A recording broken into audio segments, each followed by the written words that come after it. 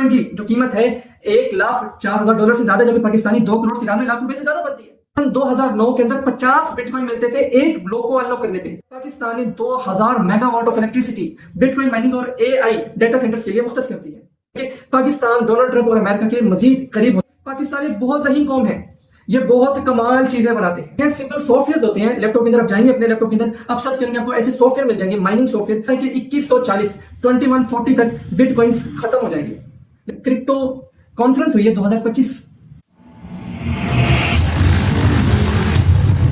Bitcoin की history सबसे पहले जानते हैं। सन 2008 में ग्लोबल फाइनेंशियल क्राइसिस आता है, जिसमें अमेरिका के जो टॉप बैंक्स हैं वो बैंकरप्ट हो जाते हैं, मतलब कि दिवालिया हो जाते हैं। लोगों का बैंक्स के ऊपर से एतबार उठ जाता है। अमेरिका में अनएम्प्लॉयमेंट रेट 10% की हद को छू जाता है, बल्कि इससे ऊपर ही चला जाता है।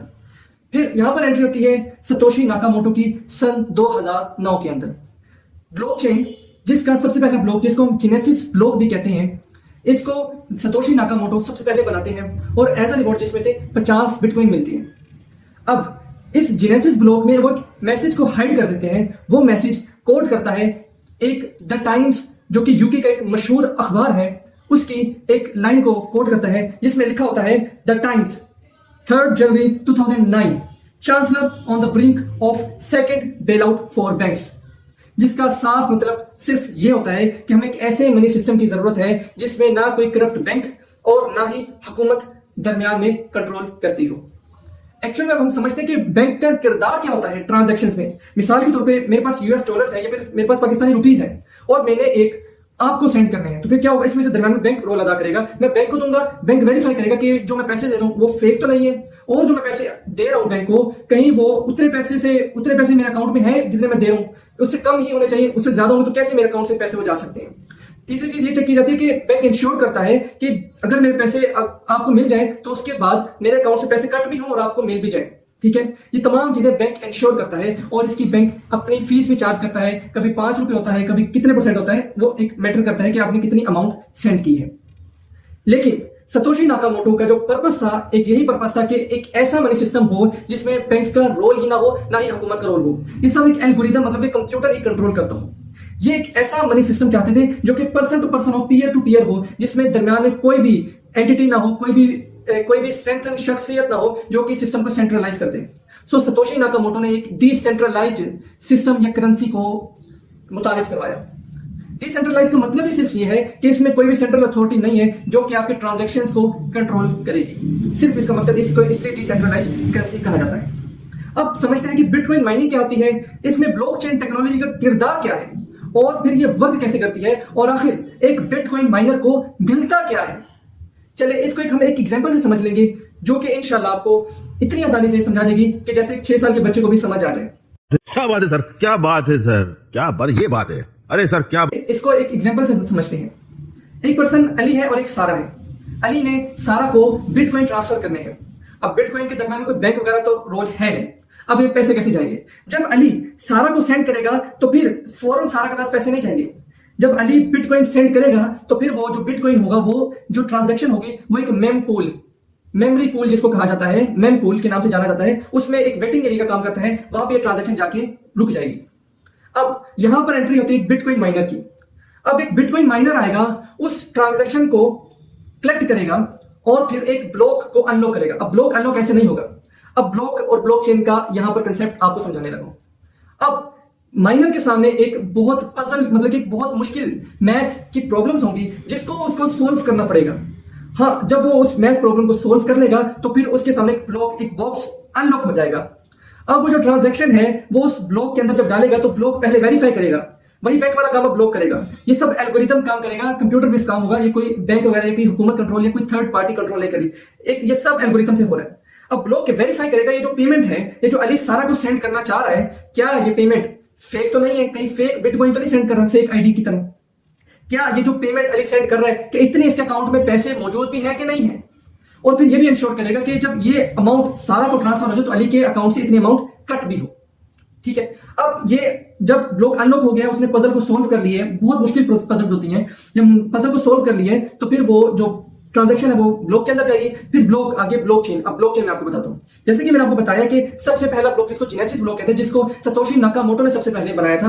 अब वो ब्लॉकचेन एक ब्लॉक हर ट्रांजैक्शन, फिर जब भी आप एक ब्लॉक अनलॉक करते हैं, जब एक माइनर आता है और ब्लॉक अनलॉक करते हैं, एक नया ब्लॉक ऐड हो जाता है एक चेन के अंदर। जैसे कि चेन होती है, डिफरेंट ब्लॉक्स लगे होते हैं, पहला दूसरा तीसरा नंबर, और ऐसे मिलियंस ऑफ ब्लॉक्स अब तक अनलॉक हो चुके हैं। ठीक है, अब हर एक ब्लॉक को अनलॉक करने पर एक रिवॉर्ड मिलता है।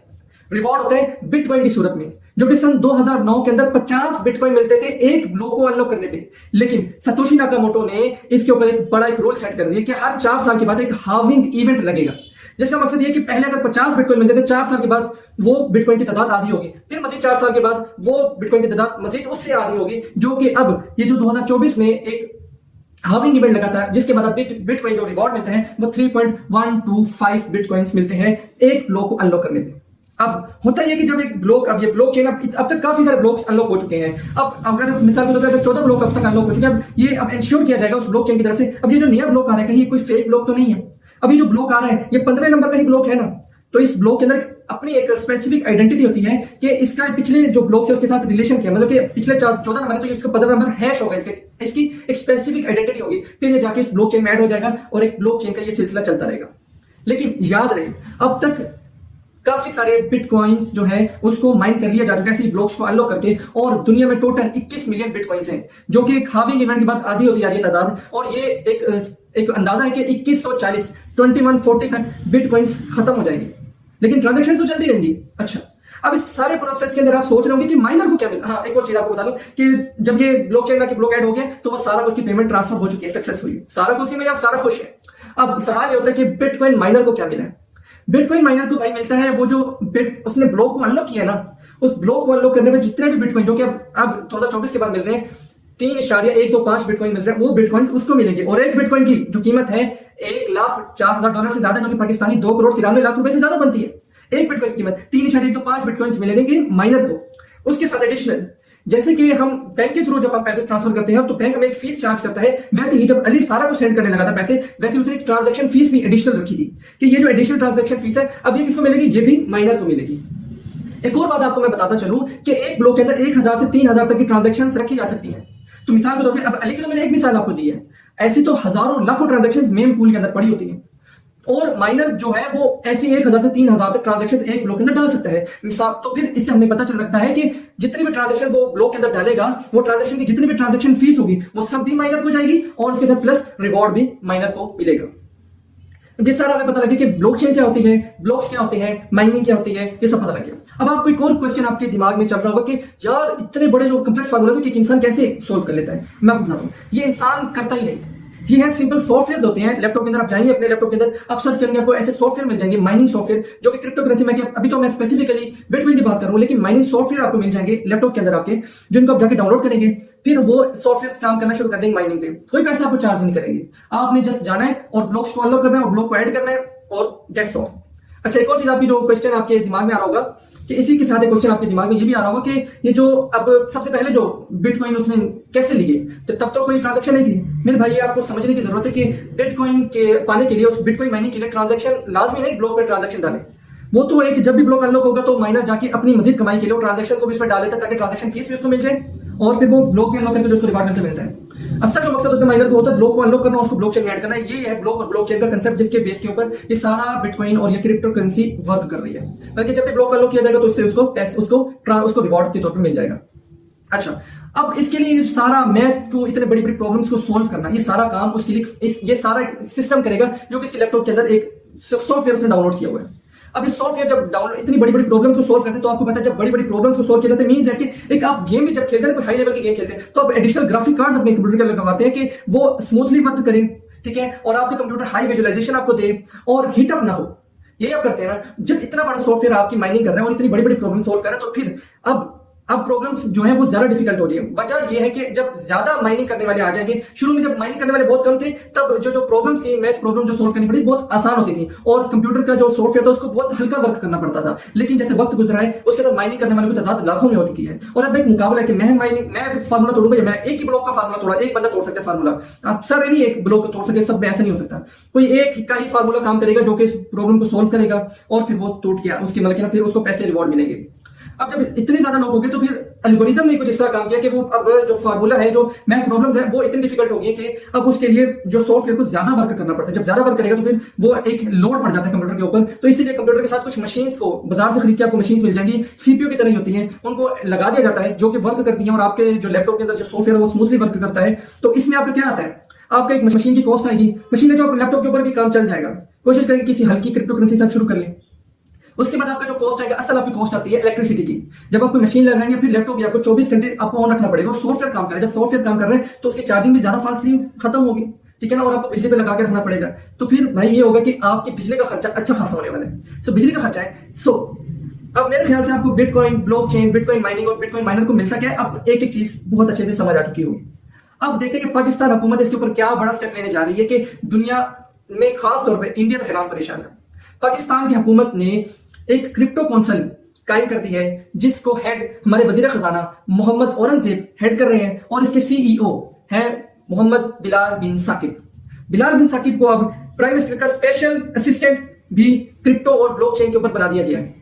बिलाल बिन साकिब ने अब रिसेंटली अमेरिका में एक क्रिप्टो कॉन्फ्रेंस हुई है 2025 के नाम से, उसमें शिरकत की है। ये कोई आम कॉन्फ्रेंस नहीं थी, इसमें बड़े बड़े बिजनेस टाइकून्स और हुकूमती अहदेदारों ने शिरकत की थी, जिसमें सबसे बड़ा नाम तो अमेरिका के वाइस प्रेसिडेंट जेडी वेंस भी उनमें मौजूद थे और डोनाल्ड ट्रंप के दो बेटे, एक एरिक ट्रंप और जूनियर डोनाल्ड ट्रंप, दोनों ने भी शिरकत की थी। सो ये कोई छोटी मोटी कॉन्फ्रेंस नहीं थी। अब पाकिस्तान, डोनाल्ड ट्रंप बहुत ज्यादा इंटरेस्टेड है क्रिप्टो के अंदर, ठीक है। पाकिस्तान भी वही करने जा रहा है कि जो डोनाल्ड ट्रंप जो चाह रहे हैं। सो ये एक मार्केट में एक बात फैली हुई मीडिया में, जिससे इंडियन मीडिया को बहुत तकलीफ है कि पाकिस्तान डोनाल्ड ट्रंप और अमेरिका के मजीद करीब होता जा रहा है। इसी वजह से आपने रिसेंटली यहाँ पे स्टेटमेंट भी सुनी होगी डोनाल्ड ट्रंप की, उसने कहा कि पाकिस्तान एक बहुत ज़हीन कौम है, ये बहुत कमाल चीजें बनाते हैं। सो ये मोहब्बतें ऐसे नहीं बढ़ रही। पाकिस्तान एक बहुत बड़ा स्टेप लेने जा रहा है। पाकिस्तान ने 2000 megawatt of electricity bitcoin mining और एआई डाटा सेंटर्स के लिए मुख्तस कर दी है। अब पाकिस्तान एक तो बाहर के इन्वेस्टर्स को दावा दे रहा है कि आए पाकिस्तान के अंदर, हमने आपके लिए बिजली भी रखी हुई है, आए अपने सिस्टम्स लगाए और बिटकॉइन माइनिंग करें और हम लीगलाइज भी करने जा रहे हैं। एक और बात, बिलाल बिन साकिब ने वहां पर ऐलान किया है, जो क्रिप्टो कॉन्फ्रेंस हुई 2025 में यूएसए लास वेगास के अंदर, वहां पर ऐलान किया कि पाकिस्तान बिटकॉइन रिजर्व रखने जा रहा है। बिटकॉइन रिजर्व, ठीक है, बिटकॉइन गोल्ड रिजर्व होते हैं एक मुल्क रखते हैं, लेकिन पाकिस्तान बिटकॉइन रिजर्व रखने जा रहा है, ठीक है। तो अब दुनिया इंटरेस्टेड है पाकिस्तान में और दुनिया क्या यहाँ पर आएगी और इन्वेस्टमेंट पाकिस्तान में बढ़ने जा रही है। और आप लोग तैयार हो जाए, आप लोग अपने घर में भी ये सिस्टम्स लगा सकते हैं। आप लोग को बस करना इतना कि जाके सॉफ्टवेयर को डाउनलोड करें और माइनिंग का काम स्टार्ट करें। हाँ, इतना होगा कि किसी क्रिप्टो जो एक एक्सपर्ट्स हैं उनकी आप जरूर उनकी वीडियोस देखें, उनसे राब्ता करें, उनसे पर्सनली पूछें कि कौन सी मशीन आपको चाहिए होंगी ताकि स्मूथली वर्क करे और बहुत अच्छे से वर्क करे। अब ये सारा आपने समझाया और अब इंडिया में तो इसमें बहुत ज्यादा खलबली मची हुई है। बड़े बड़े जो मीडिया हाउसेज हैं उनमें तो बस यही बात चल रही है कि पाकिस्तान बिटकॉइन में जा रहा है, अब ये वो फलाना ढिमकाना।